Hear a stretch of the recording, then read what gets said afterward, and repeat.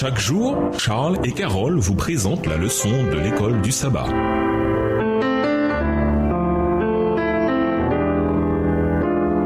Bienvenue à votre émission Dieu nous parle. Relations de mardi, relations de travail. Lisons Colossiens 3, les versets 22 à 25 et Colossiens 4, verset 1. Quelles instructions sont données aux esclaves? Quels principes peuvent s'appliquer aux relations de travail en général? Colossiens 3, les versets 22 à 25. Serviteurs, obéissez en toutes choses à vos maîtres selon la chair, non pas seulement sous leurs yeux, comme pour plaire aux hommes, mais avec simplicité de cœur dans la crainte du Seigneur. Tout ce que vous faites, faites-le de bon cœur, comme pour le Seigneur et non pour des hommes, sachant que vous recevrez du Seigneur l'héritage pour récompense. Servez Christ, le Seigneur. Car celui qui agit injustement recevra selon son injustice, et il n'y a point d'acception de personne. Colossiens 4, verset 1. Maîtres, accordez à vos serviteurs ce qui est juste et équitable, sachant que vous aussi avez un maître dans le ciel. Les gens d'aujourd'hui prétendent que l'esclavage est une bonne raison de reléguer au passé certains conseils de la Bible, voire de la discréditer tout entière. Mais ironiquement, ils ne prennent pas assez en compte, voire pas du tout, les contextes historiques de l'Israël de l'Ancien Testament ainsi que de l'Église du Nouveau Testament. Les êtres humains sont faits à l'image de Dieu et, comme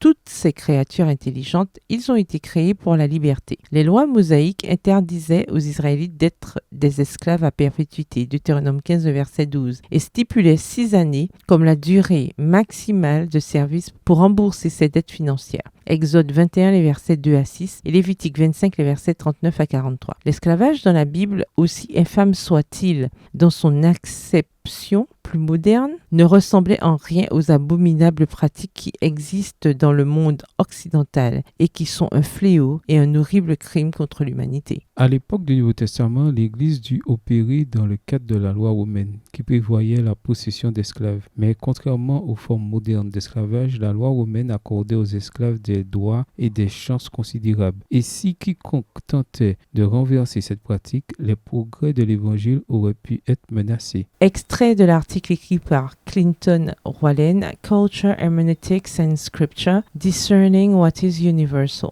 dans Frank M. Hassel, Biblical Hermeneutic and Adventist Approach, herméneutique biblique, une approche adventiste, à la page 166. En fait, au sein de l'Église, contrairement à l'Empire romain en général, l'esclave avait d'abord une obligation envers le Seigneur et les maîtres avaient pour consigne de les traiter avec équité, sachant que vous aussi, vous avez un maître dans le ciel. Colossiens 4, verset 1. De plus, Paul conseille à Philémon de ne plus traiter Onésime comme son esclave, mais comme son frère. Philémon 1, verset 16. En fait, que ce soit dans l'Ancien ou dans le Nouveau Testament, les croyants sont appelés esclaves ou serviteurs de Dieu. Voir par exemple Psaume 34, verset 23, Luc 17, verset 10, 1 Pierre 2, verset 16. Même si nous n'aimons pas les circonstances culturelles de certains textes bibliques, nous devons tout de même accepter l'autorité du texte en lui-même. Sinon, nous plaçons notre culture au-dessus des Écritures. La meilleure option est de chercher dans la Bible tous les textes sur un sujet donné avant de tirer des conclusions. Réfléchissez à la manière dont on pourrait appliquer ce passage à nos relations de travail. En quoi les principes présentés pourraient-ils vous aider en tant que patron ou en tant qu'employé? Au revoir. Et à demain si Dieu veut. Dieu nous parle.